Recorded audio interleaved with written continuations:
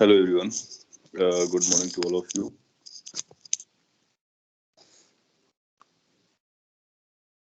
Last day आप लोगों ने पेपर लिखा होगा जेई एडवांस का. यस, तो हम लोग उसी पेपर को डिस्कस करेंगे आज. पेपर अभी आपको ग्रुप पे शेयर कर दिया गया, तो आप वहां से एक्सेस कर सकते हो क्वेश्चंस को. और मैं आप पर इसको ओपन करता हूँ. वन बाय वन आपके जितने भी डाउट्स हों उनको कवर कर लेंगे. So this is a paper. आपको जिन क्वेश्चंस में आपको प्रॉब्लम हो उन क्वेश्चंस के नंबर आप बोल सकते हो, उनको हम लोग डिस्कस कर लेते हैं. ऑफ कोर्स ये एडवांस का पेपर था तो थोड़ा सा चैलेंजिंग रहा होगा. और एडवांस का मतलब ये होता है कि थोड़ा सा चैलेंजिंग बनाना. कुछ क्वेश्चंस ऐसे भी होंगे जिसमें आपको वहां पर ही खुद से दिमाग लगाना पड़ेगा. I hope I am audible. Can you confirm?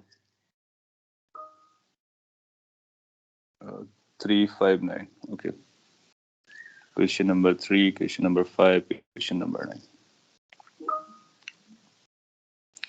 5 and 14. हाँ, तो अगर आपको थोड़ा सा टफ लगा है तो इसका मतलब सही डायरेक्शन में है और आपको थोड़े एफर्ट देने हैं, क्योंकि एडवांस में कुछ क्वेश्चंस ऐसे आते हैं कि आपको वहां पर ही खुद से दिमाग लगाना पड़ता है. रेडीमेड आपका सॉल्व हुआ नहीं आता है. मेंस में आ सकता है, तो आपको इस तरह से प्रैक्टिस करनी है और कोशिश करनी है कि आप नए क्वेश्चंस को वहीं पर ट्राई कर सके. Question number 6, 8, 4, 6, 15.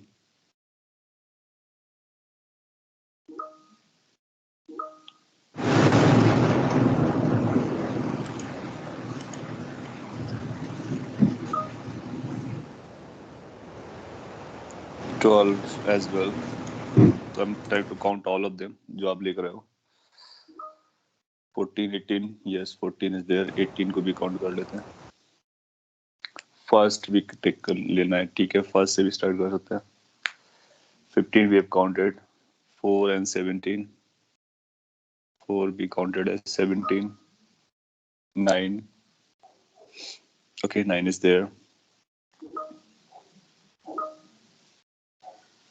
3, 6, yes 14, 15, 9, 15. These are included. 3, 6 is there. 3, 5, 9. 3, 5, 9. 14, 6. Yeah, they're there. Second भी बताना है, ठीक है. 18, yes counted. 7 भी बताना है. ओके. So it's like 1, 2, 3, 4, 5, 6, 7, 8, 9.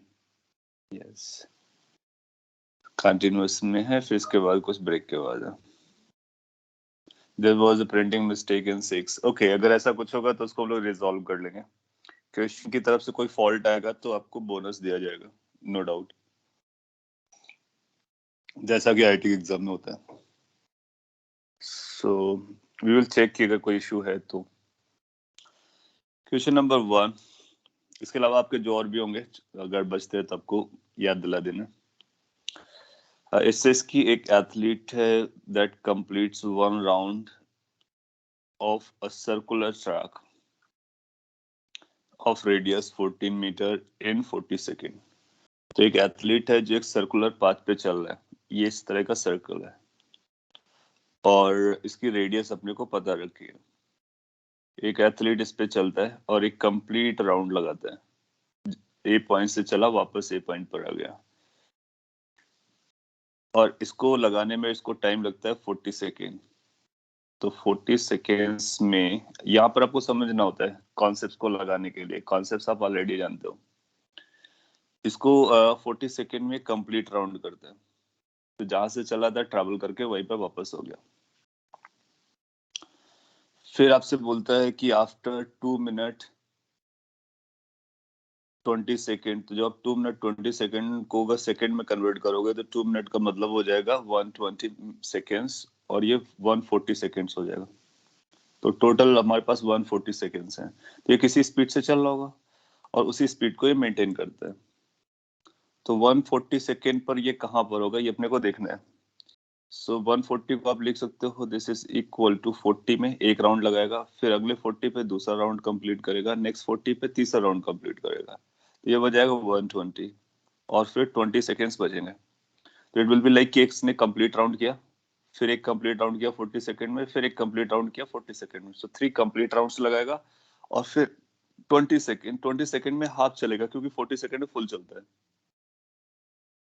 तो आप विजुलाइज कर सकते हो ये 3 कंप्लीट राउंड्स और एक हाफ राउंड ये कर रहा है। सो 3 फुल राउंड्स हैं प्लस हाफ राउंड, कितने टाइम पर, 120 प्लस 20 सेकेंड्स में, दैट मीन्स 2 मिनट और 20 सेकेंड्स में। इतना आपको पता चल गया। अब क्वेश्चंस के आंसर देते हैं, ऑप्शंस देखते हैं। ऑप्शन है कि डिस्प्लेसमेंट कवर्ड कितना होगा। अच्छा, फाइनली होगा कहाँ पर, जब 3 राउंड्स पूरे होने के बाद फिर हाफ राउंड लगाएगा तो ये डायमेट्रिकली अपोजिट बी पर मिलेगा। So finally it will be located at this B location. Displacement पूछे, so displacement is the shortest length between initial position and final position. Initial position was this, final was this, so displacement will be this. No matter कितना round लगाता है, displacement के लिए initially और finally position matter करता है। तो क्या हम बोल सकते हैं कि जो डिस्प्लेसमेंट होगा that is going to be equal to 2r। So displacement should be equal to 2r। r कितना दिया गया है, 14 मीटर। सो 2 इंटू 14 28 मीटर हो जाएगा। क्या यही बोल रहा है, यस। तो क्या इसको मार्क कर देना चाहिए, यस। सो फर्स्ट ऑप्शन को मार्क कर देंगे। सिंस ये एडवांस टाइप का है, इसमें बहुत सारे ऑप्शंस करेक्ट हो सकते हैं, तो अपने को सारे ऑप्शंस को चेक करना होता है। ऐसा नहीं कि फर्स्ट को मार्क कर दिया और आगे बढ़ गए, no, you need to check the second, third, fourth. Second में बोलता है डिस्टेंस कवर्ड। अच्छा, जो डिस्टेंस की बात करोगे तो डिस्टेंस तो एक्चुअल पाथ लेंथ होता है। तो पहला राउंड लगाओगे तो 2πr चलना पड़ेगा, दूसरा राउंड लगाओगे फिर भी 2πr चलना पड़ेगा, तीसरा राउंड लगाओगे फिर भी 2πr चलना पड़ेगा। तो 3 टाइम्स तो 2πr ट्रैवल करोगे, फिर एक बार πr ट्रैवल करोगे। हाफ एक्चुअल पाथ अपने को मेजर करना होता है, तो ये कितना हो जाएगा, 7πr के बराबर हो जाएगा। 7 है 7, पाई को 22/7 को यूज करने को बोला था और r की वैल्यू 14 दी गई थी आपको। सिंप्लीफाई कर लेते हैं, ये 22 इंटू 14 हो जाएगा। इसको मल्टीप्लाई कर सकते हो और ये 308 बन जा रहा है, तो ये भी सही हो जाएगा। ये 308 हो गया तो ये भी अपना सही हो जाएगा। इसके बाद आपसे पूछता है एवरेज स्पीड बताइए। So how to write the average speed, सारी डेफिनेशंस हैं। Average speed is the total distance upon total time. So distance travel divided by time taken. Now how much the distance it is traveling? 308 meter. How much the time it is taking? Total time is 140 second. तो इसको आप check करो, इसकी value कितनी है रही है। Case की वैल्यू 2.2 के पास आ रही है, तो इसको रख देंगे। It should be like 2.2। इसका मतलब ये भी करेक्ट हो गया। फिर आपसे पूछता है कि मैग्नीट्यूड ऑफ एवरेज वेलोसिटी बताइए। मैग्नीट्यूड ऑफ एवरेज वेलोसिटी बताना है, तो एवरेज वेलोसिटी का जो मैग्नीट्यूड होता है वो डिस्प्लेसमेंट बाय टाइम होता है। Do we know displacement? Yes, 28 time 140 second. ये जो वैल्यू होगी ये 1 से बहुत छोटी आएगी, तो ये 2.2 नहीं हो सकती है, तो इसको मार्क नहीं करेंगे। तो इस तरह से अपना ABC आंसर करेक्ट हो जाएगा। Okay,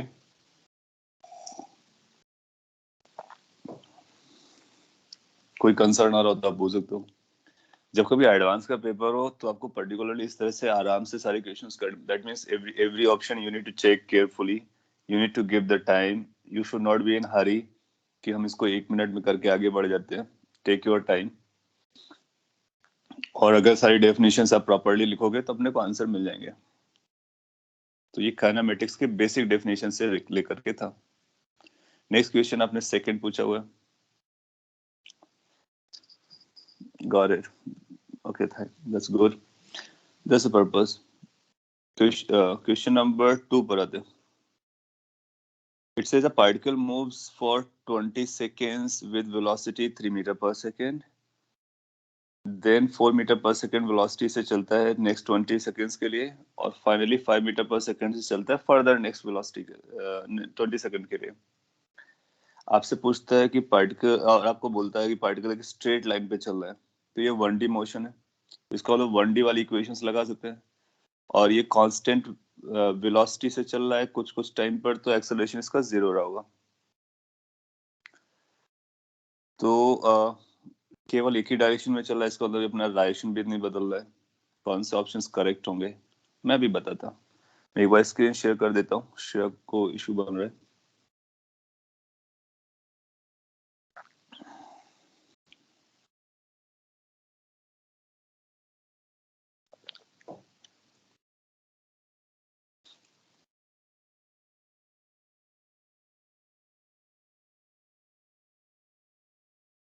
I just reshare the screen तो इन केस आपको नहीं दिख रहा था तो दिख जाना चाहिए अभी। ना ये भी ये जो क्वेश्चन है आपको समझना होता है पहले क्वेश्चन कहाँ से आया है और किस टॉपिक से रिलेटेड है। इसमें बोलता है कि 20 सेकंड तक ये 3 मीटर पर सेकंड से चल रहा है, इसको तो कांस्टेंट वेलोसिटी से चल रहा है। इसका ये भी मतलब हुआ कि this is moving with zero acceleration for first 20 second, फिर zero acceleration for next 20 second, फिर zero acceleration for next 20 second. आपको आंसर क्या देना है एक बार ऑप्शन भी ग्लांस में जल्दी से देख लेते हैं। ऑप्शंस में हमको दिया गया average velocity, average velocity, average speed, average speed. तो देखो क्या होता है ना, मल्टीपल चॉइस जब करेक्ट ऑप्शंस होते हैं ना, तो कई बार ऐसे ऑप्शन देता है कि दो एक जैसे देगा, दो एक जैसे देगा। Average velocity, average velocity, average speed, average speed. जब आपने इस तरह का क्वेश्चन देखा तो ये आपके लिए अच्छा क्वेश्चन होता है। आई मीन कि इसमें से फर्स्ट टू में से एक ही करेक्ट हो सकता है, सेकेंड टू में से एक ही करेक्ट हो सकता है। तो इसमें जो मैक्सिमम करेक्ट हो सकते हैं वो दो करेक्ट हो सकते हैं, तो इसमें एरर होने के चांसेस कम रहते हैं। अब आप एवरेज वेलोसिटी कैलकुलेट करो, फिर एबी में क्लियर करो कौन सा ऑप्शन बन सकता है, फिर एवरेज स्पीड को देख करके हम बात कर लेंगे। मोर ओवर इसने बोला कि स्ट्रेट लाइन पे चलता है और वन एक डायरेक्शन में चलता है। आपको याद हो तो हम लोगों ने ये बात बोली है कि जब कभी पार्टिकल एक स्ट्रेट लाइन पे चलता है और केवल एक ही डायरेक्शन में चलता है, तो एवरेज वेलोसिटी और एवरेज स्पीड के दोनों के मैग्नीट्यूड्स बराबर होते हैं। So whenever the particle is moving in one direction only in a straight line, so average velocity का मैग्नीट्यूड और एवरेज स्पीड दोनों बराबर होते हैं।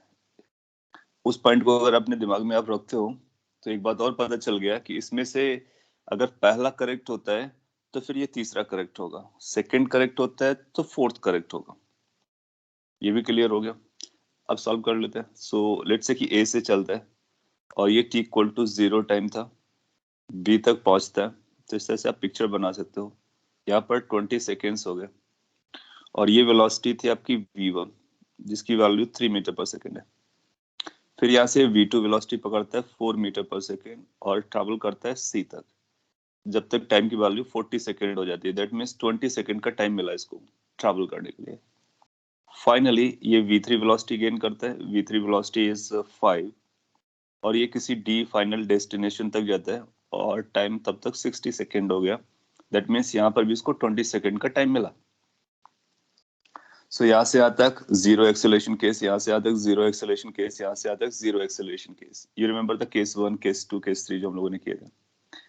जब कभी जीरो एक्सेलरेशन होता है, वेलोसिटी कांस्टेंट होता है, तो distance is equal to velocity by velocity into time वाला जो फॉर्मूला होता है वो हम लगा देते हैं। आपसे पूछा क्या गया, एवरेज स्पीड या एवरेज वेलोसिटी, तो टोटल डिस्टेंस अपने को निकालनी पड़ेगी। Can you let's say this is x1 distance, this is x2, this is x3। लोग बहुत जल्दी भी कर सकते हैं लेकिन अब मैं डिटेल में बता रहा हूँ। x1 कितना आ जाएगा, कैन बी राइट कि x1 की जो वैल्यू आएगी वो v1 टाइम t1 इस जर्नी में लगने वाला टाइम है। v1 कितना दिया गया 3, t1 कितना दिया गया 20, सो आंसर कितना होगा 60 मीटर। सो ये पहले ए बी जो डिस्टेंस है वो 60 मीटर के बराबर ही होगी। सिमिलरली x2 डिस्टेंस जो रहा होगा v2 इंटू t2 रहा होगा। सो v2 की वैल्यू आपको 4 दी गई है, t2 20 है क्योंकि 20 टाइम लगा इसको, सो ये 80 मीटर हो जाएगी। सिमिलरली आप x3 निकाल सकते हो, that is equal to v3 t3, v3 is 5, t3 is 20, so that becomes 100 meter. So how much the total distance is? क्योंकि जब कभी आप एवरेज वेलोसिटी या इस तरह से निकालते हो तो टोटल डिस्टेंस लिखते हो, यानी x1 plus x2 plus x3, तो 60 plus 80 plus 100 divide by total time 20 plus 20 plus 20, और यू कैन राइट डायरेक्टली 60, क्योंकि 0 से लेकर के आपने टोटल काउंट किया था चॉइस आपकी। तो जब इसको एड अप करोगे तो अपने को एक नंबर मिल जाएगा, ये 240 नजर आ रहा है ऊपर, डिवाइड बाई 60, 0 0 कैंसिल हो गया, ये 4 मीटर पर सेकेंड आ रहा है। So total distance upon total time जो निकल कर क्या रहा है 4 मीटर पर सेकेंड, यानी एवरेज स्पीड हमारा 4 मीटर पर सेकेंड रहा होगा। तो एवरेज वेलोसिटी का मैग्नीट्यूड भी 4 मीटर पर सेकेंड रहा होगा। व्हाई? बिकॉज यू नो कि one dimensional straight line motion में दोनों बराबर होते हैं। सो सिमिलर छोटा सा पॉइंट हमारे पास था, उसी को हमने यूज किया। Distance is equal to speed into time, अलग अलग पार्ट में डिवाइड कर लिया, टोटल डिस्टेंस निकाला। डिस्प्लेसमेंट भी बोलोगे तो टोटल डिस्प्लेसमेंट भी हमारे पास 240 आएगा, कम हो जाएगा। So that was question number 2। Let's come on the question number 3। एक पॉइंट मैं बोल देता हूँ कि अगर आप एग्जाम के टाइम पे नहीं भी कर पाए, so don't get like disappointed. अभी आपको फोकस करना है, लर्न करना है, because these test are part of your learning. So अगर आप वहां पर नहीं कर पाए हो तो अभी आपको फोकस रहना है, सीखना है, सो दैट फ्यूचर में आप जरूर कर सके। ओके, जस्ट जो you are not able to see the screen, you must be refreshing. अब रिफ्रेश करो, रीज्वाइन करो, आपको दिख जाएगा। अगर आपने ये सब ट्राई कर रखा है तो मैं आपके लिए एक बार रीशेयर कर देता हूँ।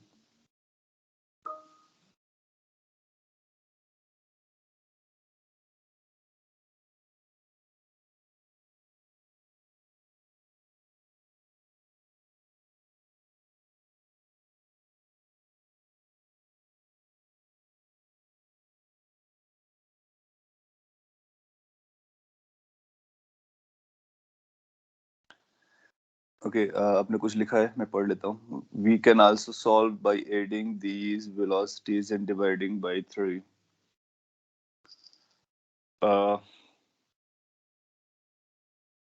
ये एक आपने पॉइंट रेज किया है कि हम इसको ऐसा सॉल्व कर सकते हैं, सभी वेलोसिटीज को ऐड करें और उसको 3 से डिवाइड करें।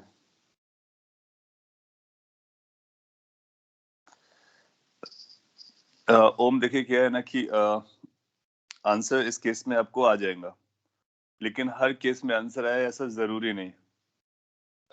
तो जब कभी एवरेज वैल्यू पूछा जाए तो average, okay that's a good point जो आपने पूछा है, तो क्लैरिफिकेशन मैं आपको दे देता हूँ। जब कभी आपको वी एवरेज पूछता है, राइट, और V1 V2 V3 दिए हो, तो हम ऐसा नहीं करेंगे V1 plus V2 plus V3 divide by 3, या फिर जितने भी वेलोसिटीज उनको सम करके टोटल नंबर से डिवाइड करना। This may not be true for all the cases, may not be true. ये क्यों ट्रू हो गया यहाँ पर? क्योंकि सभी के लिए 20 सेकेंड 20 सेकेंड 20 सेकेंड दिए गए थे, इसलिए ट्रू हो गया। अगर मैं एक 20 देता और एक को 10 देता, एक को 30 देता, तो ये फेल हो जाता। So this formula is not correct, to be precise. So अपने को ये नहीं यूज करना है। बाई चांस इस वाले क्वेश्चन में आपको आंसर मिल गया है क्योंकि वो 20 का टाइम दे दिया था, तो ये तभी ट्रू होगा जब टाइम इंटरवल बराबर होगा। कैसे? मैं आपको बताता कि अगर यहाँ पे सिंस टाइम इंटरवल बराबर होगा तो आप ऐसे लिखोगे V1 T1 plus V2 T2 plus V3 T3 divide by T1 plus T2 plus T3, ये फॉर्मूला बनेगा जाकर। सो अगर T1 T2 T3 बराबर होंगे तो T ऊपर से कॉमन हो जाएगा, नीचे से 3T बचेगा। तो if T1 is equal to T2 equal to T3 is equal to some T naught, then it will become V average is equal to V1 plus V2 plus V3 divided by 3. So this formula is true only if all the time segments are equal. If the time segments are not equal, this is not true. So keep in mind uh, that you are applying the definitions, not this formula. This is dangerous. It might give you a wrong answer. सो जब इसको आप लगाएं तो आप ध्यान में रखें कि क्या है, कैसे आया है। इसको जरूर याद रखें। सो इसीलिए हमने कैसे सॉल्व किया, find the distance total, then add them up, go with the basic definitions, क्योंकि ऐसा कोई डेफिनेशन हमने बताया नहीं आपको ना कि average velocity is the total velocity by total time. No, that is not the formula. So actually this is wrong, it's not true for all cases. only if the total time of the journey is divided in equal parts. Yes, so अगर आप ऐसे याद रखते हो तो चलता है, but not always. When time is equal we can write this. हाँ, जब टाइम इक्वल होगा तो आप लिख सकते हो, अदरवाइज आपको ऐसा लिखना है। सो यस, तो इस तरह से अगर आप कंडीशन के साथ याद रखते हो तो चलता है, बट नॉट जनरल। जनरल के लिए अपने पास डेफिनेशन है। क्वेश्चन नंबर 3, ये भी एक अच्छा सा क्वेश्चन था। अगेन ये भी डेफिनेशन पे बेस्ड था और थोड़ी सी हम लोगों ने प्रैक्टिस की तो उस पर बेस्ड था।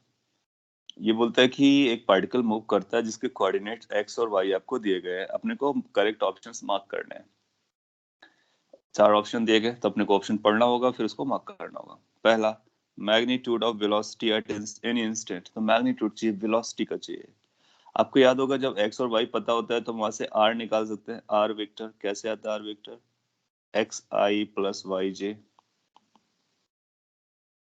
सो यहाँ पे प्लेस कर देते हैं तो ये बन जाएगा a t square I cap plus b t square j cap, that is R vector. आपको याद होगा इस तरह क्वेश्चन हम लोग तो ऑलरेडी डील कर चुके हैं। पोजीशन वेक्टर अपने को पता हो तो वेलोसिटी कैसे निकालते हैं? वेलोसिटी निकालने के लिए हम बोलते हैं dr बाई dt, डिफरेंशिएट करते हैं। तो आप इसको डिफरेंशिएट करोगे तो ये बनेगा 2at I cap plus 2bt j cap. मैंने डायरेक्टली डिफरेंशिएट कर दिया है। t स्क्वायर का डिफरेंशिएशन 2t आएगा, इसका भी 2t आएगा, तो फिर इस तरह से बन जाएगा। अच्छा, ये तो हो गया इसका वेलोसिटी। अब इसका मैग्नीट्यूड चाहिए अपने को, तो जब मैग्नीट्यूड निकालना होता है तो आप जानते हो कि अंडर रूट स्क्वायर करते हैं, इसके कोएफिशिएंट का स्क्वायर करेंगे, इसके कोएफिशिएंट का स्क्वायर करेंगे, तो ये 2 बाहर आ जाएगा, अंडर रूट ए स्क्वायर प्लस बी स्क्वायर बन जाएगा, और एक टी भी आएगा क्योंकि टी भी एसोसिएटेड है। तो जो वेलोसिटी आएगी वो ये आएगी, उसका मैग्नीट्यूड ये आएगा। ये मैंने डायरेक्टली लिखा है, कैसे करेंगे?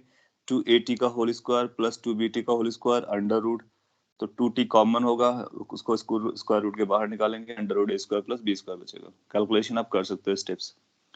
सो इसने बोला कि क्या मैग्नीट्यूड ऑफ वेलोसिटी अपना 2ta प्लस बी आएगा? नो, दैट्स रॉन्ग, क्योंकि वो तो ये आ रहा है। फिर आपसे पूछता है पार्टिकल मूव करता है सर्कल में, पार्टिकल मूव करता है स्ट्रेट लाइन में, मतलब उसका पाथ बताना है, ट्रेजेक्टरी। यू रिमेम्बर कि लास्ट क्लास में हम लोगों ने ट्रेजेक्टरी की बात की थी। क्या करना होता है? एक्स वाई पता हो तो उसमें जो वेरिएबल आते हैं उनको गायब कर देते हैं। तो आप देखोगे इसमें से अगर हम दोनों को डिवाइड कर दे x बाई वाई, तो क्या हमारे पास a बाई बी बचेगा?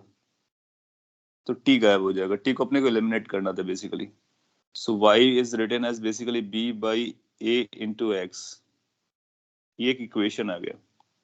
इस इक्वेशन को देख करके आप बता सकते हो, क्योंकि हम लोगों ने कुछ इक्वेशन से लर्न किए हैं, y is equal to ax plus b type की जो इक्वेशन होती है, या mx प्लस c टाइप की इक्वेशन जो होती है, उसको स्ट्रेट लाइन कहते हैं। Power one that is straight line.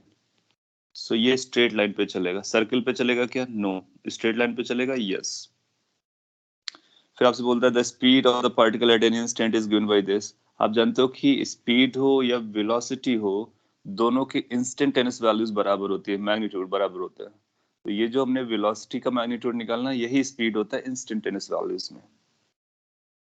So instantaneous values में ये बराबर होता है, यही आपसे बोल रहा है, इसका मतलब ये भी करेक्ट है। सो सी और डी ऑप्शन हमारे करेक्ट हो जा रहे हैं। कॉपी कर सकते हो, और उससे ज्यादा आपको समझना है कि क्या चल रहा है, क्या ये सब लोगों ने पढ़ रखा था, उसी का एप्लीकेशन है, नथिंग न्यू, थोड़ा सा एप्लीकेशन वाला पार्ट था। b by a is the gradient here, right? Yes, so that is b by a is a gradient, जिसको हम लोग स्लोप भी कहते हैं, और इंटरसेप्ट 0 है। यस, तो ग्राफ बनाना होता है तो हम ग्राफ बना के बताते कि ये ओरिजिन से पास होने वाली इक्वेशन है, स्ट्रेट लाइन है। उसने सिंपली पूछा था स्ट्रेट लाइन होगा या फिर सर्कल होगा, तो हम लोग जानते हैं सर्कल में एक्स स्क्वायर वाई स्क्वायर आता है और इसमें एक्स और वाई आता है। क्वेश्चन नंबर 3, अगर आप ध्यान से देखो कि तो जो एडवांस के क्वेश्चंस होते हैं ना, उनके हर एक ऑप्शन को अपने को चेक करना होता है। कई बार एक क्वेश्चन में कई सारे क्वेश्चंस इन्वॉल्व होते हैं। जैसे यहाँ पर दो क्वेश्चंस इन्वॉल्व थे, एक तो स्पीड या वेलोसिटी के बारे में था और दूसरा पाथ के बारे में था। क्वेश्चन नंबर 4 पर आते हैं। इसने बोला है कि पार्टिकल हमारा रेस से चलता है, इनिशियल वेलोसिटी कैसा है 0 और x डायरेक्शन में चलता है, वेलोसिटी उसकी इंक्रीज कर रही है लीनियरली और v is equal to kt से दिया गया है, k की वैल्यू 2 दी गई है। तो आप चाहो तो इस वेलोसिटी को इस तरह से लिख सकते हो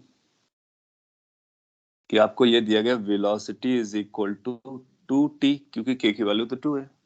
प्रॉपर लिखना चाहो तो v की वैल्यू 2t i कैप लिख सकते हो। तो जिस तरह से हम लोगों ने v is equal to something I cap plus something J cap K cap वाला किया था, उसका सिंपली एक वर्जन है, वन डायमेंशन वाला वर्जन है। ये अपना वेलोसिटी हो गया। और अगर देखोगे किस तरह से चल रहा है पाथ, तो इस तरह से फिगर बना लो। स्टार्ट्स फ्रॉम रेस्ट, तो कहीं पर ये t इक्वल टू 0 टाइम रहा होगा, तो उसकी इनिशियल वेलोसिटी 0 थी। और इसके बाद ये किसी t टाइम पर यहाँ पे चल रहा है, जिस टाइम पर उसकी वेलोसिटी 2t है। That's all. ये t टाइम की बात हो रही है। अब आपसे पूछता है डिस्टेंस कवर्ड। आप देखो कि जब स्ट्रेट लाइन पे चलेगा, एक ही डायरेक्शन में चलेगा, तो डिस्टेंस हो या डिस्प्लेसमेंट हो, दोनों की वैल्यूज बराबर जाती है। तो अपने को 3 सेकेंड पे पता करना है। तो आप क्या कर सकते हो, आपको पता है v is equal to D S by D T होता है, और v की वैल्यू 3t है, तो इसको 3t कर दोगे। सो ds की वैल्यू आपको मिल जाएगी 3t dt। 3 नहीं था, 2 था। सो कैलकुलेशन में इसको प्रॉपर करते हैं। ये 2t है, तो ये 2t हो जाएगा। अगली लाइन में आप क्या करोगे, इंटीग्रेट कर दोगे। कहाँ से, 0 से t टाइम तक एस डिस्टेंस तक। तो s is equal to T square by 2 आकर के बेसिकली ये टी स्क्वायर बन जाएगा। तो किसी भी टाइम पर चला गया डिस्टेंस या फिर डिस्प्लेसमेंट टी स्क्वायर से गवर्न होता है। अब आपसे पहला क्वेश्चन पूछता है कि 3 सेकेंड में कितना चलेगा, तो टी को 3 रख दो, तो आंसर कितना हो जाएगा, 9 हो जाएगा। सही बोल रहा है। तो distance covered is 9 metre in 3 second. फिर डिस्प्लेसमेंट, आप बोलोगे यही डिस्प्लेसमेंट का मैग्नीट्यूड होगा, क्योंकि वन डायरेक्शन में है और स्ट्रेट लाइन है। और तो 4 सेकेंड में कितना चलेगा, 4 सेकेंड में 16 मीटर चलेगा। Good. Acceleration of the particle is constant. अब ये एक्सेलरेशन के बारे में बात कर रहा है। आपको पता है कि अगर वेलोसिटी पता होता है तो एक्सेलरेशन कैसे निकालते हैं, acceleration is dv by dt। इसको डिफरेंशिएट करो, जब डिफरेंशिएट करोगे तो t1 हो जाएगा, 2 i कैप आ जाएगा।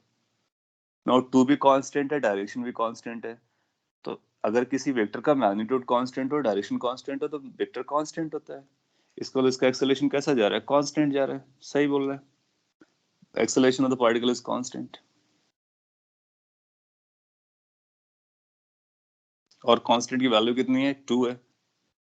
फिर आपसे बोलता है average speed of the particle in 4 second is 4 metre per second. तो 4 सेकेंड में आपको एवरेज स्पीड चाहिए। अब देखो एवरेज स्पीड कैसे निकालते हैं। एवरेज स्पीड निकालने के लिए आपको लिखना होगा v average is equal to distance in 4 second divide by time in 4 second. Distance 4 second में कितना आएगा, 4 का स्क्वायर करोगे और टाइम कितना है, 4 है, तो ये हो जाएगा 16 divide by 4, that is how much, 4 metre per second. इसका मतलब एवरेज स्पीड भी कितना आ रहा है, 4 आ रहा है। मार्क कर दोगे तो इसके आपके चारों ऑप्शंस करेक्ट हो जाएंगे, A B C D.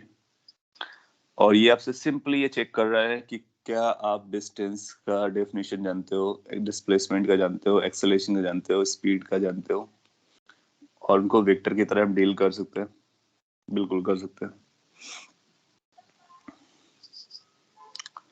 Question number 4 भी शायद आपने पूछा, देखो मैं चेक कर लेता हूँ। हाँ, 4 भी है, 6 भी है, 7 भी है, 8 भी है, 9 भी है। So let's carry with this. Question number 5 में एक ऑप्शन मैंने थोड़ा सा चैलेंजिंग डाल दिया था, और बाकी वही थे जो हम लोगों ने क्लास में डिस्कस करने किए थे।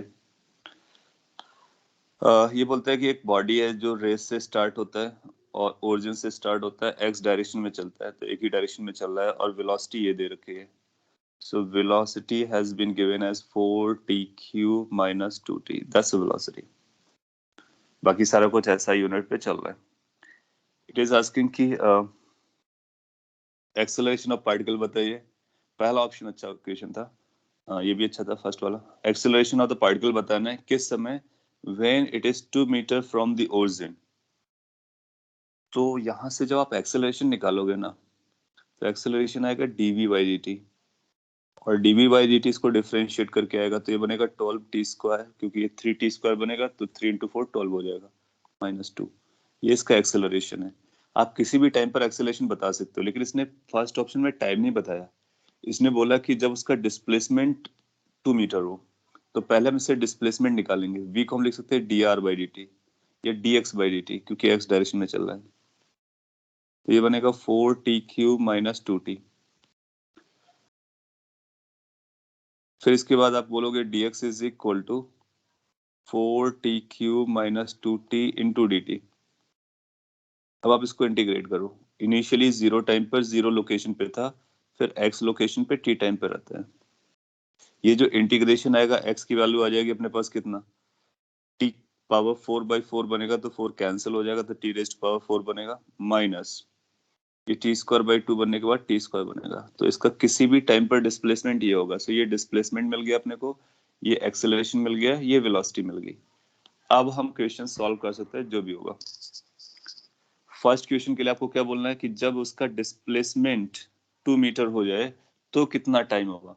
तो हम x को 2 रख करके पहले टाइम पता करेंगे, और जो टाइम आएगा, whatever the time is coming from here, उस टाइम पर हम एक्सेलरेशन पता करेंगे, और फिर चेक करेंगे क्या वो एक्सेलरेशन 22 आता है।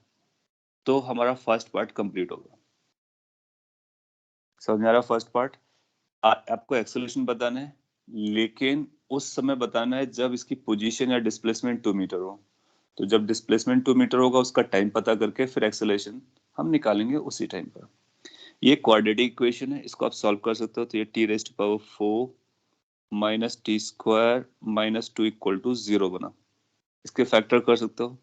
t² को कोई p मान लो या k, और y मान लो या समथिंग लाइक दैट। तो ये बनेगा t² - 2, एक फैक्टर बनेगा, एक फैक्टर बनेगा t² + 1 इक्वल टू 0। यहाँ से t² की दो वैल्यूज आएंगी, एक -1 आएगी और एक 2 आएगी। आप समझदार हो कि t² की वैल्यू -1 नहीं हो सकती है, एक्सेप्टेबल नहीं है। क्यों? क्योंकि स्क्वायर की वैल्यू हमेशा पॉजिटिव होती है, तो यही एक्सेप्टेबल होगी। इसका मतलब किस टाइम की बात चल रही है? बात चल रही है t is equal to √2 time की। सो √2 सेकेंड के बारे में ये बात कर रहा है, t² की वैल्यू 2 के बारे में बात कर रहा है। तो जब t² की वैल्यू 2 होगी तो एक्सेलरेशन कितना हो जाएगा? तो एक्सेलरेशन हो जाएगा 12 into t² which is 2 - 2। So that will become 24 - 2, that is equal to 22। इसका मतलब है कि जब हमारा डिस्प्लेसमेंट 2 मीटर होगा, उस समय टाइम की वैल्यू √2 सेकेंड होगी, उस समय एक्सेलरेशन की value 22 second metre per second square हो जाएगी। And that is what this question is asking. अगर आप ऑब्जर्व कर रहे हो तो आपको समझ में आ रहा होगा कि क्या है, बट आपको साथ में ये भी समझ में आ रहा होगा कि it requires lot of efforts. अगर आपने फोकस नहीं दिया है, एफर्ट नहीं दिया है, तो आप गिव अप कर सकते हो और वहां पर छोड़ सकते हो ऐसे क्वेश्चंस को। So over the time we need to prepare for such kind of questions. किसी ने आंसर लगाया था 5 के ए ऑप्शन को? I need to check your copies. तो अभी अगर किसी ने लगाया हो तो आप बोल सकते हो, सो दैट मेरे को आइडिया लगे कि क्या आप इतना एफर्ट ले पाते एग्जाम में। ओके, आर्य ने लगाया था, गुड। ध्रुपति ने लगाया था, गुड। सो इसका मतलब आप इतना एफर्ट ले सकते हो। यस ने भी किया है, कर सकते हो। थोड़ा सा प्रैक्टिस करोगे तो चलता है। कई लोगों ने किया, प्रदुमन ने भी किया है, माना का भी है, good. So this can be done. फिर इसके बाद सिंपल क्वेश्चन था, एक बार आपने ये सॉल्व कर लिया, देखो क्या होता है ना, एक बार आपको वेलोसिटी मिल गया, एक्सेलरेशन मिल गया, पोजीशन मिल गया, क्वेश्चन इसके बाद बस इंटरप्रेट करते रहो, अपने आंसर मिलते हैं। One more easy method will be assuming option 1 correct and putting values of t in displacement. So अगर एक बार आपको फर्स्ट आ गया तो फिर आप यूज कर सकते हो उसको, बिल्कुल कर सकते हो। दूसरा बोलता है displacement of particle in 1 second is, अब आपको ये डिस्प्लेसमेंट मिल गया, 1 सेकेंड पर कितना जाएगा, तो t की वैल्यू 1 रख लो। t की वैल्यू 1 रखोगे, 1 पावर 4 1 पावर 2 का डिफरेंस दैट इज 0, सो ये 0 आ जाएगा। पहला ऑप्शन पता करना थोड़ा सा चैलेंजिंग था, सेकंड वाज क्वाइट इजी क्योंकि डिस्प्लेसमेंट आपको पता था। एक्स की वैल्यू थी T raise to power 4 minus T square, so T की वैल्यू 1 रखने पर ये 0 आ जाता है, 1 minus 1 equal to 0। Distance covered पूछा है, तो डिस्टेंस के लिए आपको ध्यान रखना पड़ेगा क्या ये एक ही डायरेक्शन में चल रहा है, और क्या ये सेम डायरेक्शन में है, 1D पर है। तो आप देखो ये पार्टिकल आपका चल रहा है, ठीक है, कॉमन सेंस, पार्टिकल आपका चल रहा है और 1 सेकेंड में उसका डिस्प्लेसमेंट 0 हुआ है, तो क्या उसका डिस्टेंस भी 0 होगा? देखो डिस्प्लेसमेंट 0 क्यों हुआ होगा? डिस्प्लेसमेंट 0 तभी होता है जब या तो पार्टिकल चले ना, या फिर चल करके वापस उसी पॉइंट पर आ जाए। तो कुछ ऐसा रहा होगा कि पार्टिकल आपका ट्रैवल किया होगा यहाँ से, और मे बी कि वो एक डायरेक्शन में गया हो फिर वापस आ गया हो 1 सेकेंड में। तो जब 1 सेकेंड में जहां से चला था वहीं पर आएगा, तभी उसका डिस्प्लेसमेंट 0 रहा होगा। लेकिन कॉमन सेंस से हम ये बात जरूर कह सकते हैं कि अगर पार्टिकल ट्रैवल किया, क्योंकि उसके पास वेलोसिटी है, वेलोसिटी इज नॉन जीरो, तो सिंस इट इज ट्रैवलिंग, सो इसका डिस्टेंस कभी 0 नहीं हो सकता है, so distance will not be 0। तो यहाँ पर हम आंसर करेंगे कि हमारा डिस्टेंस 0 नहीं हो सकता है। क्यों 0 नहीं हो सकता है? क्यों? क्योंकि moving particle can not have a 0 distance, it's moving, so it's covering some distance. Third is given correct.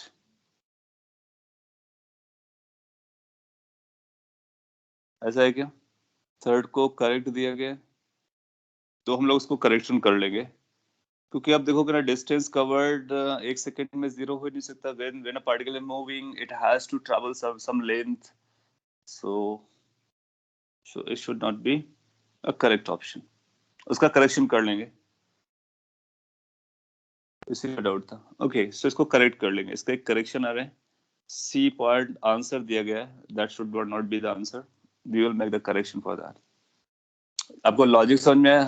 Whenever a particle is moving, और तो उसका डिस्टेंस किसी टाइम ड्यूरेशन में कभी 0 नहीं हो सकता है, इसलिए डिस्टेंस को हम नॉन जीरो बोलेंगे, डिस्प्लेसमेंट कैन बी 0।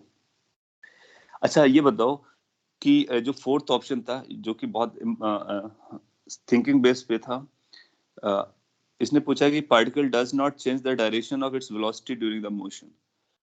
अगर आपने ए बी और सी ऑप्शन को मार्क किया प्रॉपरली, तो आप लास्ट का आंसर दे देंगे, क्योंकि आपको पता है कि इसको डायरेक्शन बदलना ही पड़ा होगा कम से कम एक बार।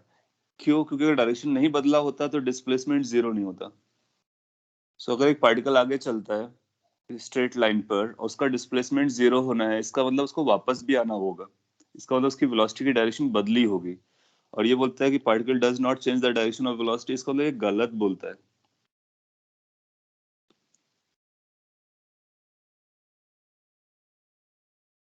ओके, सो हम फोर्थ ऑप्शन को भी रॉन्ग कर देंगे।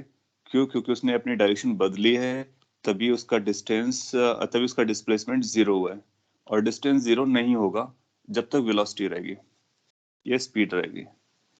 सो इसका फाइनल आंसर हमारा बनेगा ए एंड बी।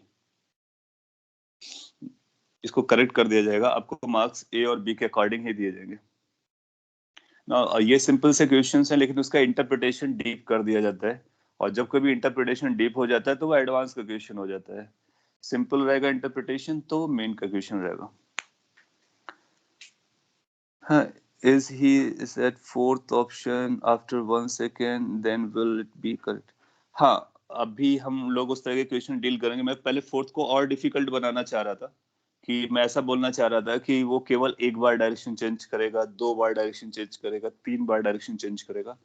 फिर मेरे को ख्याल आया कि हम लोगों ने इस तरह के क्वेश्चन अभी क्लास में किए नहीं है, अभी हम लोग जस्ट काइनेमेटिक्स स्टार्ट किए हैं। तो आगे मैं आपको बताऊंगा कि वो कितनी बार डायरेक्शंस को चेंज करेगा। जैसे आपने आइडेंटिफाई किया कि ओनली वंस करेगा, तो कैसे कैलकुलेशन करते हैं वो पूरी क्लास को हम एक साथ बताएंगे, मे बी नेक्स्ट क्लास में या उसके आगे। यस, एक बार करेगा, कैसे चेंज करेगा वो हम लोग आगे इंटरप्रेट करेंगे। व्हाट विल बी द डिस्ट, हाँ दैट्स अनदर इम्पोर्टेंट क्वेश्चन, कि 0 तो नहीं है लेकिन तो कुछ नंबर होगा, तो इसको और भी डिफिकल्ट मैं कर सकता था। मैं बोल सकता था कि डिस्टेंस कितना चलेगा, तो हम लोग डिस्टेंस भी कैलकुलेट करना सीखेंगे, कितनी बार टर्न करता है ये भी कैलकुलेट करना सीखेंगे। आज की क्लास में नहीं, क्योंकि आज हम लोग पेपर को कंप्लीट करने की कोशिश करते हैं। नेक्स्ट क्लास या ऑनवर्ड्स उसको हम लोग ये लर्न करने वाले हैं. सो ये यहाँ से अपने को पता चला कि हमको काफी कुछ सीखना बाकी है. The distance calculation as well as the turning calculations. थोड़ा सा स्पीड अप कर लेते हैं सो दैट कि we can cover lot of it.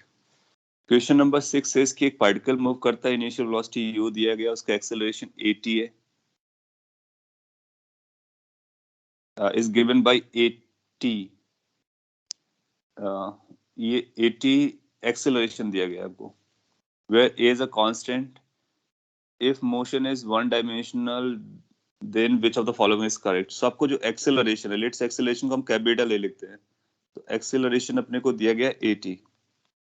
आपसे स्पीड पूछा है तो हम लोग जानते हैं कि एक्सेलरेशन की वैल्यू होती है dv/dt. सो आप इसको लिख सकते हो dv is equal to at dt. Next line में आप इसको इंटीग्रेट कर लो. इनिशियल वेलोसिटी 0 टाइम पर u दी गई है, t टाइम पर क्या वेलोसिटी होगी v लिखोगे, इंटीग्रेट करोगे तो आएगा v minus u is equal to a t square by 2. यहाँ पर a कांस्टेंट नंबर है, a is not acceleration, a is a constant.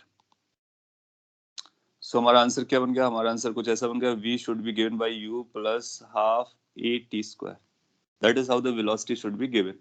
कोई ऑप्शन ऐसा दिख रहा है या सेकंड ऑप्शन दिख रहा है, उसको मार्क कर देंगे. अच्छा, ये तो बहुत ही सिंपल क्वेश्चन हो गया. क्यों? क्योंकि सभी में v का एक्सप्रेशन दिया हुआ है, तो इसका मतलब 4 में से एक ही करेक्ट होगा, एक से ज्यादा करेक्ट नहीं हो सकते हैं, इसलिए आप इसको सेकंड को मार्क कर दोगे. तो यहाँ पर अगर आपको कोई कंफ्यूजन आया है एक्सेलरेशन से रिलेटेड तो मैं क्लियर कर देता हूँ. इसने बोला इसको ध्यान से पढ़ो, अपने को समझ में आ जाएगा. Acceleration is given by at, where a is a constant, that means it is a function of time. Acceleration is at, so we can write as a dv by dt, then we can go for this. ये variable acceleration है, तो वो जो 4 equations हम लोगों ने learn की थी उनको नहीं लगाना है, वो तभी लगाते हैं जब एक्सेलरेशन कांस्टेंट होता है. Question number 7. So 6 proper. I consider AT as printing mistake because it has grammar importance. Okay. हो सकता है आपको ऐसा दिमाग में आया हो, समझ में आ रहा था क्योंकि वो AT लग भी ऐसा रहा था, एट जैसा लग रहा होगा. बट क्या है ना कि अगर आप पढ़ोगे तो बार बार पढ़ोगे तो आपको समझ में आ जाएगा. क्या लिखा है? It's acceleration is given by AT at where. तो समझ लगेगा कि लॉजिकल नहीं है. यस, एक कॉमा का इश्यू है, कॉमा शायद प्रिंटिंग में नहीं गया, तो फिर अपने को और फिर इसके बाद क्या होता है, अपने पास ऑप्शंस भी है ना. ऑप्शन में देखो ए दिख रहा है, टी दिख रहा है, तो इससे आइडिया लग जाएगा कि वो ए और टी जो है एक्सेलरेशन की बात कर रहे हैं. समझने के लिए हम एक पॉइंट बोल सकते हैं कि फिजिक्स में हम लोग लैंग्वेज से ज्यादा मतलब ये साइंस वाली चीजों को ध्यान देते हैं. तो अगर ग्रामेटिकल इश्यूज आ रहे हैं तो उसको एक बार के लिए इग्नोर कर देते हैं, जहां तक हमको समझ में आ रहा है वहां तक. जब नहीं आ रहा है तो उसको छोड़ते हैं. Question number 7. इट सेज कि इनिशियल वेलोसिटी आपको गिवन है, एक्सेलरेशन और रिटार्डेशन गिवन है. अच्छा, रिटार्डेशन जैसा वर्ड मैंने यूज नहीं किया है, आपको पता होगा ये नेगेटिव डायरेक्शन में ये वेलोसिटी के अपोजिट होता है, तो उसको रिटार्डेशन कहते हैं. किसको? एक्सेलरेशन को. So acceleration is known as retardation when it is against the velocity. इसको भी हम डिटेल में बताएंगे, बट 9-10 में आपने जरूर सुना होगा. सो इतना एज्यूम किया जा सकता है. डिस्टेंस कवर्ड है फिफ्थ सेकंड का, तो आपको पता है कि एस एन या एस एन का एक फॉर्मूला होता है डिस्टेंस या डिस्प्लेसमेंट कवर. ये डिस्प्लेसमेंट होता है u plus a by 2 2n-1 होता है. u कितना दिया गया? 10. a की वैल्यू रखेंगे -2. जब रिटार्डेशन बोलेगा तो नेगेटिव लिखने का. 2 5, n की वैल्यू 5 है क्योंकि फिफ्थ सेकंड की बात हो रही है. there are 10-1 और यहाँ पर 10-1, isn't it? तो ये अपने पास 1 आ गया, 1 मीटर. तो ये जो 1 मीटर आया है ना, ये जो 1 मीटर आया है, दिस 1 मीटर इज डिस्प्लेसमेंट, और इसने डिस्टेंस पूछा है. 1 हमारे पास ऑप्शन भी अवेलेबल है, तो अपने को एक बार चेक करना चाहिए. आगे चलकर हम देखेंगे कैसे चेक कर सकते हैं कि क्या ये डिस्टेंस और डिस्प्लेसमेंट बराबर होंगे, क्योंकि यहाँ पर रिटार्डेशन चल रहा है. सो एक बार के लिए मैं यहाँ पे क्रॉस चेक कर लेता हूँ, उसको हम डिटेल में बाद में बताएंगे. हम पहले वेलोसिटी निकालते हैं u प्लस एटी और चेक करते हैं वेलोसिटी कब जीरो हुई है. तो वेलोसिटी जब जीरो होगी वो टाइम हमारे लिए काफी इंपॉर्टेंट है. तो 2 इंटू टी, सो टी की वैल्यू आ रही है 5 सेकेंड. तो इसकी वेलोसिटी 5 सेकेंड में जीरो होती है. अच्छा, अब मोशन देखना होता है तो कैसे देखते हैं, यहाँ पे थोड़ा सा और डिटेल में बता देते हैं। टी इक्वल टू 0 पे यहाँ से चला होगा 10 मीटर पर सेकेंड की वेलोसिटी से, धीरे धीरे इसकी वेलोसिटी कम हो रही है क्योंकि रिटार्डेशन ऐसा चल रहा है। फिर इसके बाद जब यहाँ पर पहुंचता है ये टी इक्वल टू 5 सेकेंड पर, तो इसकी वेलोसिटी 0 हो जाती है। फिर क्या करेगा, ये वेलोसिटी को रिटर्न, फिर ये रिटर्न करेगा, तो 5 सेकेंड में ये रिटर्न करता है। आपसे पूछा गया 5th सेकेंड तक का बताइए। 5th होता है टी इक्वल टू 4 सेकेंड से लेकर के 5 सेकेंड की स्टोरी। तो इसमें केवल ये हॉरिजॉन्टल डायरेक्शन में, एक ही डायरेक्शन में चला है। तो 4 से लेकर के 5 के बीच में जो डिस्टेंस होगा और जो डिस्प्लेसमेंट होगा वो बराबर रहा होगा। इसलिए हम ये बोल सकते हैं कि ये जो डिस्प्लेसमेंट है वो डिस्टेंस के बराबर हो गया। तो हम 1 को मार्क कर देंगे। ये जो चेक करने वाला आइडिया है, इसको हम डिटेल में नेक्स्ट क्लास में कई सारे क्वेश्चंस को लेकर के बताने वाले हैं। वैसे आपका यहाँ पर 1 आ गया होगा तो आप 1 मार्क कर दोगे, दैट्स ऑल। इसके बाद जो ऑप्शंस थे वो बड़े बड़े थे, तो वहां से भी अपने को पता चल जाएगा, इंट्यूशन आ जाएगा कि उतना ज्यादा नहीं जाने वाला है। सो ये nth सेकेंड का फॉर्मूला लगाना था अपने को, आंसर आ रहा है। ये कहीं फॉन्ट साइज ज्यादा हो गया, कहीं फॉन्ट साइज कम है, चलेगा, वो फर्क नहीं पड़ेगा, अपने को आंसर से मतलब है। क्वेश्चन नंबर 8 पर आते हैं। तो इस पर भी एक ही आंसर आएगा, तो मल्टीपल करेक्ट था लेकिन एक ही आंसर आ रहा है, आपके लिए आसान हो गया। Question number 8. It says the body starts from rest from origin and has acceleration this along y, distance from the origin after this. तो आप जानते हो कि आपको एक्सेलरेशन दिया गया है 6 i कैप डायरेक्शन में और 8 j कैप डायरेक्शन में, बन गया। आपको याद होगा ऐसा क्वेश्चन हम लोगों ने पिक किया था। इसमें एक्सेलरेशन कैसा जा रहा है, कांस्टेंट जा रहा है। आपको क्या पता करना है, डिस्प्लेसमेंट पता करना है। तो हम लोग क्या करते हैं, पहले वेलोसिटी निकालते हैं। Velocity is equal to initial velocity plus integration a dt। Remember this. तो इनिशियल वेलोसिटी कितनी दी है, रेस्ट से, तो वो 0 हो जाएगा, इसको आप 0 बोल दो। और ए कांस्टेंट है तो बाहर आ जाएगा, टी बचेगा। तो ये वेलोसिटी हो गई। फिर अपने को पोजीशन निकालना होता है। Position is written as dv by dt। या इसको हम लोग कैलकुलेट कर चुके हैं कि position vector is equal to original position, that means initially v dt, 0 से t। नाउ ओरिजिनल पोजीशन कितना है, ओरिजिन है, स्टार्ट फ्रॉम ओरिजिन। और v के लगे जगह पर हम at लिखने वाले हैं, तो ये आएगा इंटीग्रेशन a t dt, 0 से t। ए कांस्टेंट है, बाहर आ जाएगा, तो ये टी स्क्वायर बाई 2 बन जाएगा। तो अपने पास जो पोजीशन आ रहा है that is a vector T square by 2 आ रहा है। ए की वैल्यू वापस कर दो। ए की वैल्यू अपने पास कितना है, 6 आई cap plus 8 J cap into t square divided by 2, which further simplifies to 3 i cap plus 4 j cap into t square। ये आपको पोजीशन दिया हुआ है, किसी भी टाइम पर पोजीशन या displacement you can call it. अच्छा, ये जो जब एक्सेलरेशन कांस्टेंट होता है और वेलोसिटी 0 होती है तो स्ट्रेट लाइन पे ही चलता है, तो डिस्टेंस और डिस्प्लेसमेंट फिर से बराबर आने वाले हैं। अब आपसे डिस्टेंस पूछा है तो आप बोलोगे ये डिस्प्लेसमेंट के बराबर होगा। कितना मैग्नीट्यूड आएगा 4 सेकंड में, तो 4 सेकंड पे रख लीजिए। सो आर का जो मैग्नीट्यूड आएगा that is going to be, इसका स्क्वायर करोगे तो कितना हो जाएगा, 5 square under root 5 T square हो गया।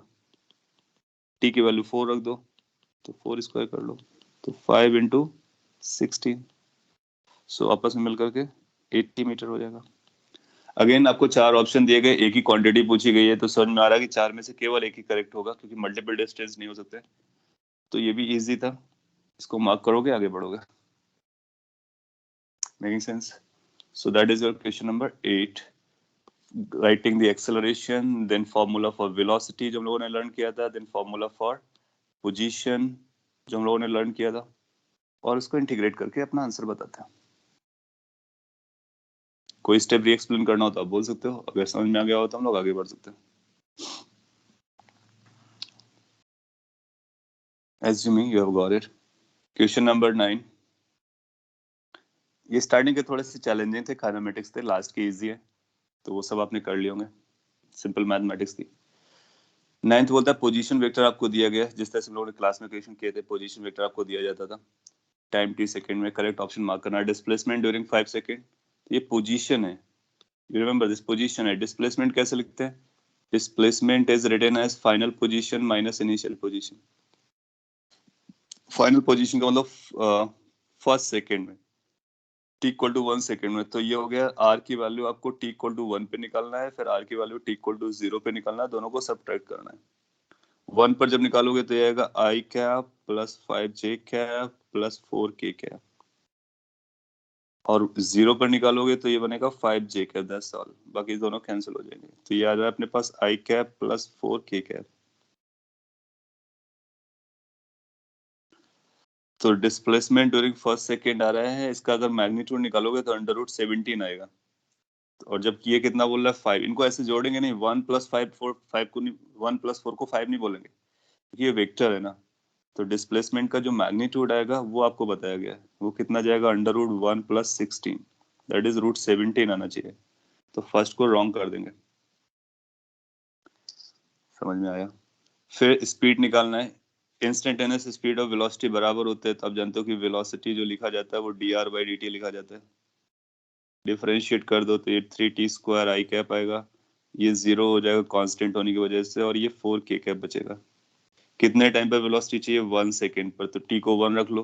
तो जब t को 1 रखोगे तो ये बनेगा 3i cap plus 4k cap. कब? जब t की वैल्यू 1 थी। इसका मैग्नीट्यूड निकालो, square root of 3 plus 4 square 5 होता है, तो ये 5 बोल रहा है, सही बोल रहा है।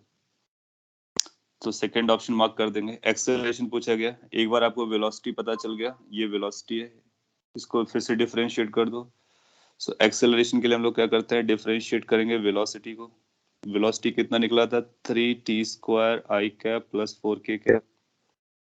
4k कैप कांस्टेंट होने की वजह से 0 हो गया, और ये बन जा रहा है आपका 6t i कैप। इसका तो जो एक्सेलरेशन है वो 6t से गवर्न है, t को 1 रखेंगे तो 6 बन जाएगा, बिल्कुल बन जाएगा, तो ये भी करेक्ट हो गया।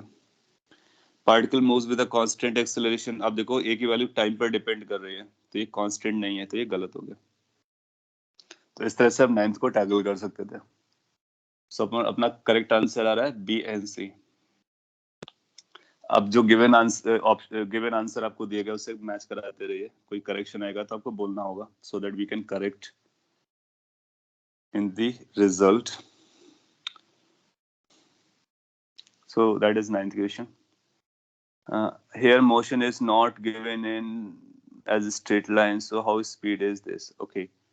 ये मोशन स्ट्रेट लाइन में नहीं भी होगा तो भी चलेगा। देखो क्या होता है, हमने 2-3 पॉइंट्स लिखे थे, आप उन पॉइंट्स को याद रखो।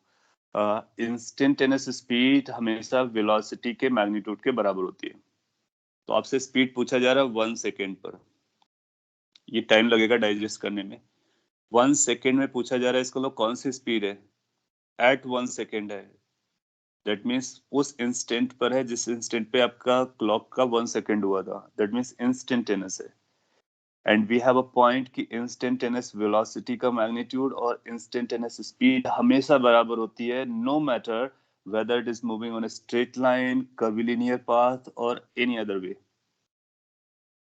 However, average speed और एवरेज वेलोसिटी के मैग्नीट्यूड को बराबर होने के लिए स्ट्रेट लाइन वाली सेम डायरेक्शन वाली कंडीशन लगती है। तो दोनों में डिफरेंस आपको समझना है, और क्वेश्चन इसी पर पूछेगा, वो डिफरेंस को हाईलाइट करेगा। तो यहाँ पर मैंने स्पीड को वेलोसिटी से रिलेट किया, या वेलोसिटी को स्पीड से रिलेट किया, क्यों? क्योंकि इंस्टेंटेनियस बात कर रहे हैं हम लोग, तो इंस्टेंटेनियस पे बराबर होता है। समझ में आया? ये पॉइंट छोटा सा पॉइंट है, और यहाँ पर आप देखोगे उसकी वजह से डिफरेंसेस आ जाएंगे।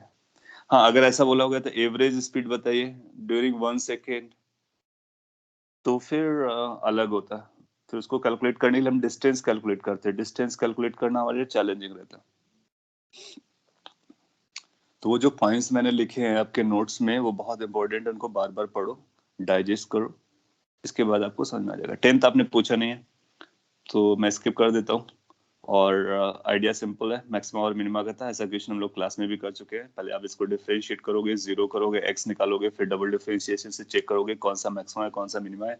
आपसे सिंपली यही पूछ रहा है कि कौन सा मैक्सिमा है कौन सा मिनिमा। तो यहाँ पर भी 2 ऑप्शन करेक्ट हो सकते हैं, क्योंकि अगर फर्स्ट ऑप्शन करेक्ट हो गया तो फिर सी नहीं करेक्ट होगा, क्योंकि एक ही साथ मैक्सिमा मिनिमा नहीं आ रहा होगा, अलग अलग पॉइंट्स पर आते हैं। तो 10th भी आपने कर लिया होगा। 11th सिंपल था, ये एक फंक्शन दिया गया था और इस पे आपको क्या करना था, डबल डिफरेंशिएशन करना था। तो आपको डबल डिफरेंशिएशन करना आता है और x की वैल्यू 2 सब्स्टिट्यूट करनी थी। किसी के लिए सॉल्व करना हो तो प्लीज डू आस्क, क्योंकि अब इतनी प्रैक्टिस हम लोग कर चुके हैं तो इट सीम्स कि आपको आना चाहिए, बट स्टिल लास्ट चांस है, तो मैं डबल डिफरेंशिएट कर सकता हूँ, x की वैल्यू 2 रख सकता हूँ। In the same graph can local minima be both positive and negative.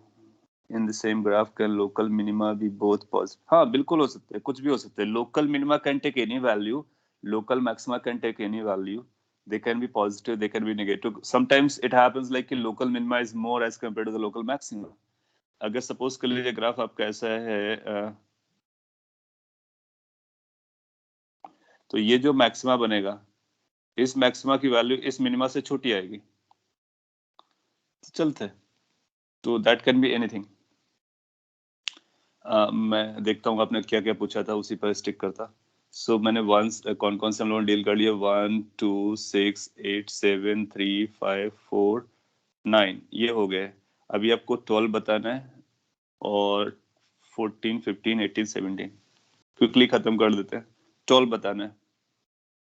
सो ठीक है, अब 12 देखिए कैसे बताते हैं। इसने बोला find minimum value of y। So minima निकालने के लिए अपने को क्या करना होता है, dy बाई dx पहले पता करेंगे। dy बाई dx आएगा 2x माइनस 6।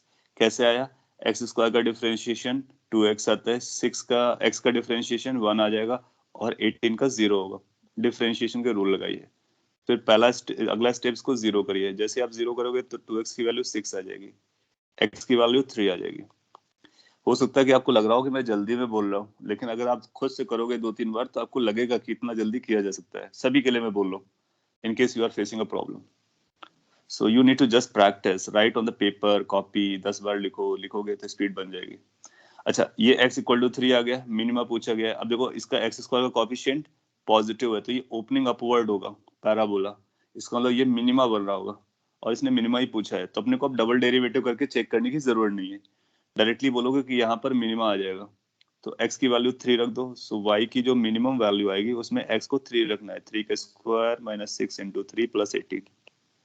सो ये बनेगा 9 minus 18 plus 18, so that is 9. So how much the minimum value is? That's 9. That's our answer. It's done. So वो जो 4 स्टेप मैंने आपको बताए थे, just follow those. First find differentiation, then put it 0, then find the value of x, then verify whether it's minimum, and then put the value of x to get the value of minimum. इसमें 3 नहीं बताना था। अगर आपने 3 बोला है तो आपको 3 नहीं बताना। उसने बोला find the value, minimum value of y। y की मिनिमम वैल्यू चाहिए, यानी y चाहिए। अगर ऐसा पूछता है find the value of x for which y will be minimum, तो फिर हम x की वैल्यू बताते हैं। इसके बाद क्वेश्चन नंबर आपने जो पूछा था नेक्स्ट, दैट वाज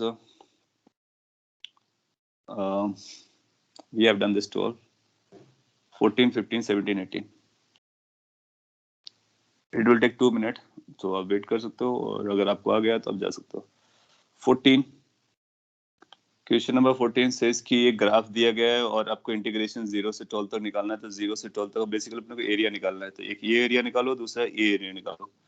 आप जानते हो this is equal to area, but you know कि इंटीग्रेशन में हमको साइन लगाने पड़ते हैं। तो ऊपर वाला एरिया पॉजिटिव आएगा, तो ये ट्राइंगल का एरिया आएगा हाफ बेस इनटू हाइट 10, ये प्लस का होगा।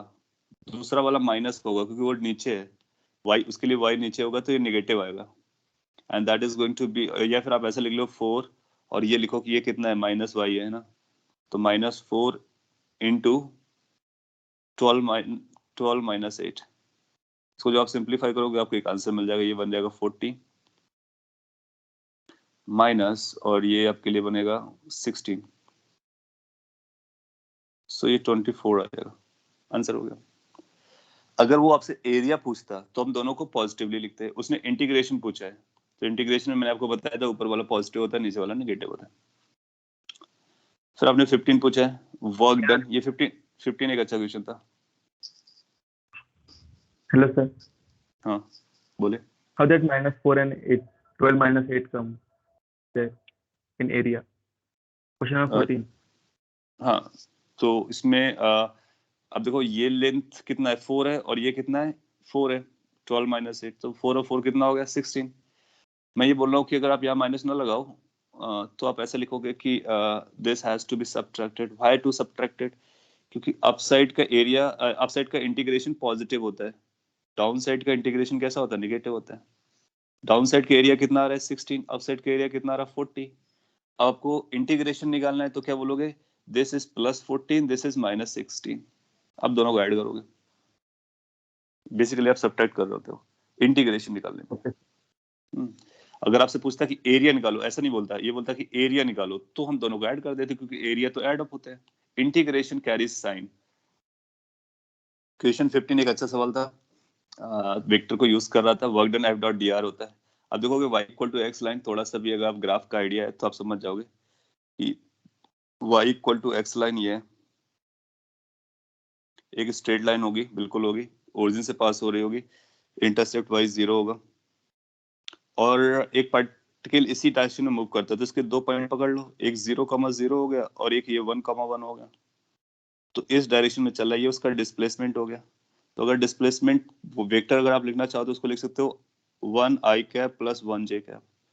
और फोर्स किस डायरेक्शन में एक्ट कर रहा है, फोर्स जो लग रहा है फोर्स की डायरेक्शन में मैग्नीट्यूड 3 है और डायरेक्शन उसका है I cap minus J cap divide by root two. Root two से क्यों डिवाइड किया, क्योंकि डायरेक्शन के लिए हम उसको यूनिट वेक्टर बनाते हैं।